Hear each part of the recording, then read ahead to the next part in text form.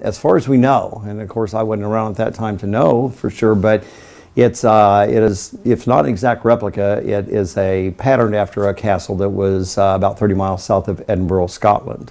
It was built by a cattle baron from upstate New York, Burton Harvey Campbell, and his wife Ellen. And they built the castle from 1886 to 1888. It is for sale. It's actually been for sale since we closed as a upscale bed and breakfast, a small romantic luxury hotel, which was, our last day of operation was New Year's Day of 2013.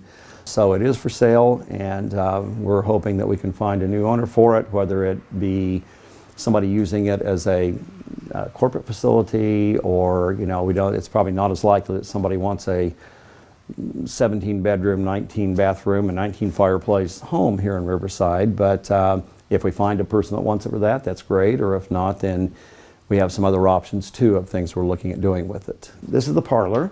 This room is the parlor, and I think one of the really interesting things, there's a lot of detail in the castle, as you know, but there are two major things that I think are just impeccable attention to detail that Burton and Ellen did. One of them happens to be when they would decide what fireplace they were going to put in which room. Like, for instance, this fireplace that's hand-carved Honduras mahogany from Latvia. When they trimmed out this room, like the baseboards, the picture rails, frames, the door jambs, window jambs, everything in here is all hand-carved Honduras mahogany. So this room is the dining room. And this room actually has the grandest examples of the hand-carved woodwork other than the floors. These plinth blocks that are in this room, and there are 11 of them, I believe. If you'll look at them, they're hand-carved. Even the vegetation that's below the animals, you can see, is different from block to block.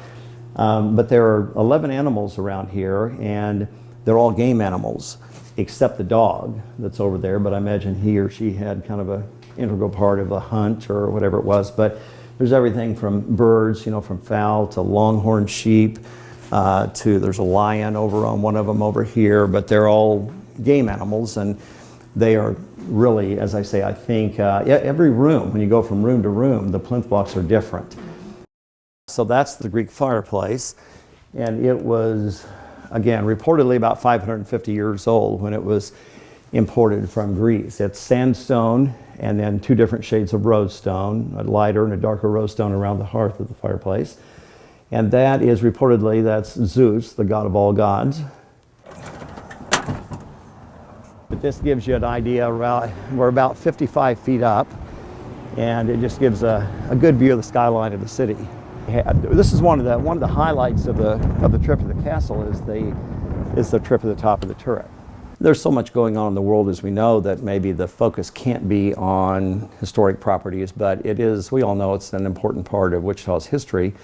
And, you know, we still have, fortunately, the old courthouse and the old city building, which is now our Sedgwick County Historical Museum. And it's also a Richardsonian Romanesque type architecture like the castle is. But there aren't many of those type buildings left anywhere in the Midwest that I know of.